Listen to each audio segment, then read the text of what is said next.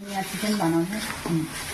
তার এখানে রসুন, পেঁয়াজ, আদা, একটু কাঁচা লঙ্কা, টমেটো সমস্ত পেস্ট করে মশলাটা কষিয়ে নিচ্ছি।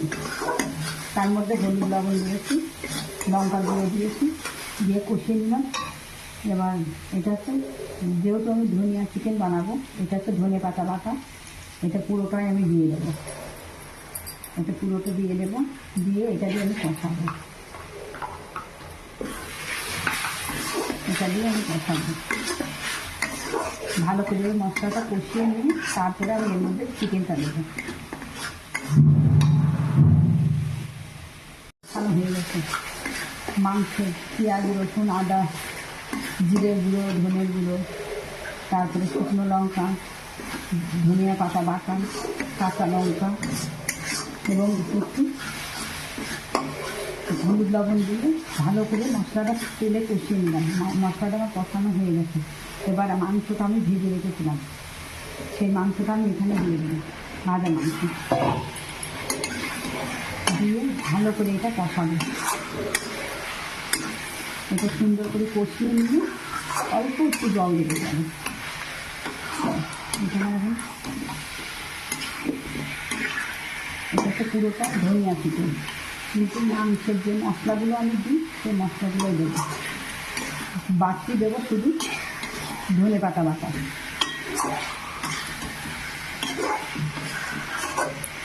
এবার আমি এটা ভালো করে কষিয়ে নেব, নিয়ে পরে একটু জল দিলেই হবে। হালকা একটু জল দেবো, বেশি ঝোল করবো না, কষা কষা করবো।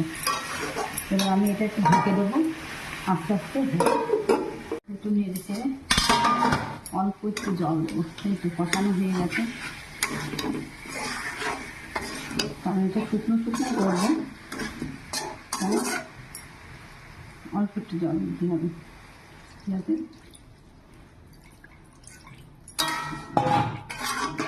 এটা যাতে আস্তে আস্তে সেদ্ধ হয়ে যায়। নামানোর আগে একটু গরম মশলা দিয়ে নামিয়ে রাখবো।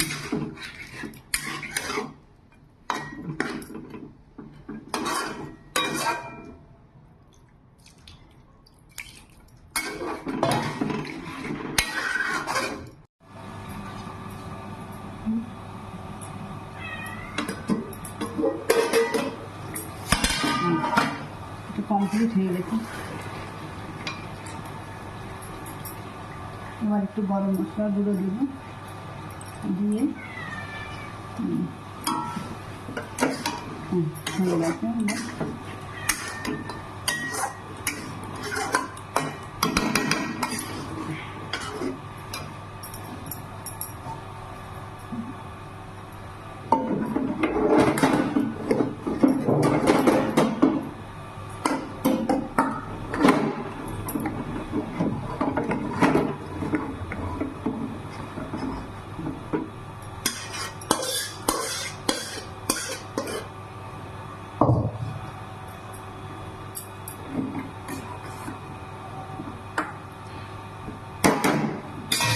সম্পূর্ণ রেডি।